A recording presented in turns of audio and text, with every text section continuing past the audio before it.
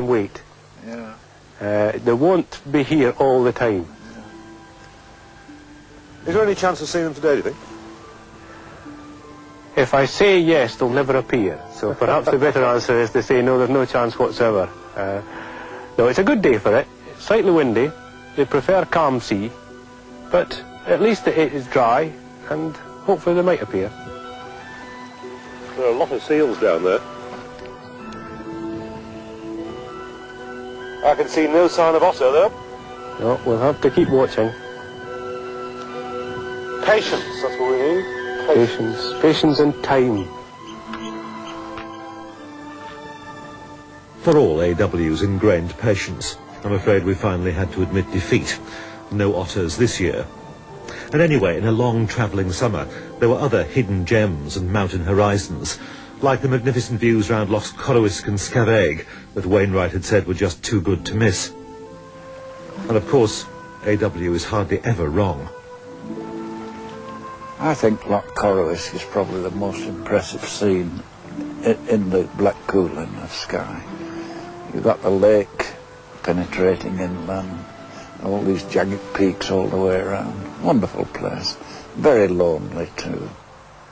You need to be a very strong walker to get there over land, and the usual way is by boat from Elgol, which brings you to a landing place, and then it's only a short walk up to the Loch, which itself is only quite a few feet above sea level, but it is a freshwater loch.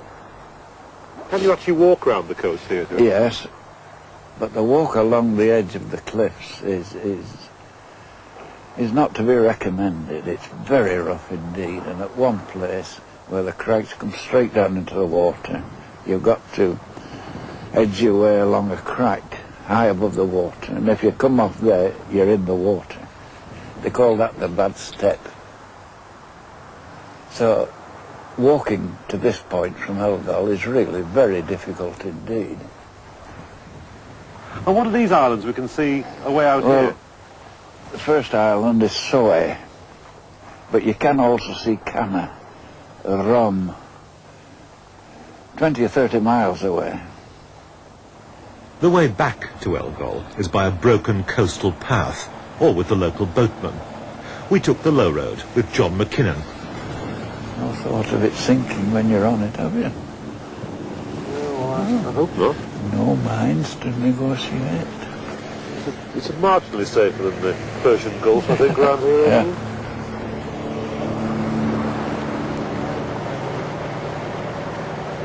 One of the amazing things about it, looking round out onto the little islands here, the amount of wildlife here, Well, completely undisturbed. oh yes, a lot of seals here. And it's nice to see them living the sort of life they would wish to live, and in the environment they choose for themselves. There's no clubbing of seals here, happily. A lot of seabirds too. Yes, guillemots, shag, yeah.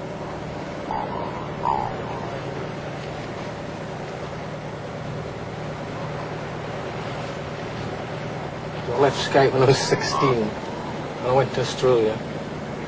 Came back 10 years ago, and looks like I'm staying there. You got homesick in Australia, did you? Yeah, I think of home is always home. Yeah. So what's your business? Is it mainly the sort of pleasure boat trade, or? No, the main business is actually building salmon fish cages. That's the main. The up-and-coming industry. Yeah, that's about 90% of our trade. It's a lot easier for boys to get jobs in like Skye on the west coast than it is girls, but you find out of the village in Elgol, most of the girls leave to go and work on the mainland, whether it be nurses or go to college or whatever it may be. But it is a bit easier for boys, because obviously there's a bit more work for them. As we made our way back across Loch Skye to Elgol that evening, we kept looking over our shoulder at the skyline of the Coolin.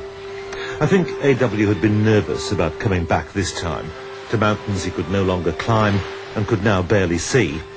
Would it spoil his image of them? I don't think it did.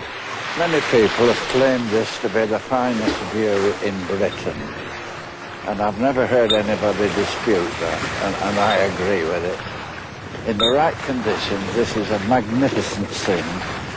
We're looking across Loch Skye, which is a sea loch, to the black coulee of Skye, and we can see the whole of the southern arc of the range.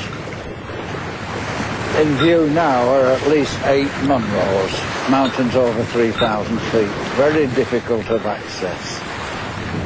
We're fortunate really to see it on a day like this, because too often it's obscured by mist. So I hope to see this view again sometime.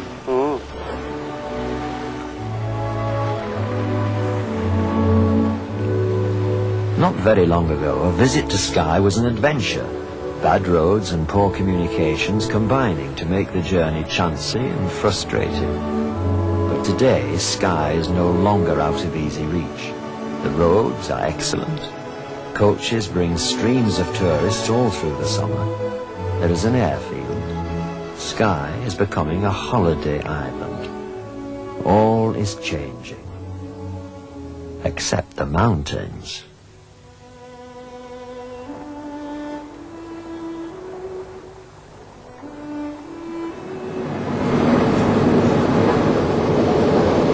Well, this is farewell to Skye.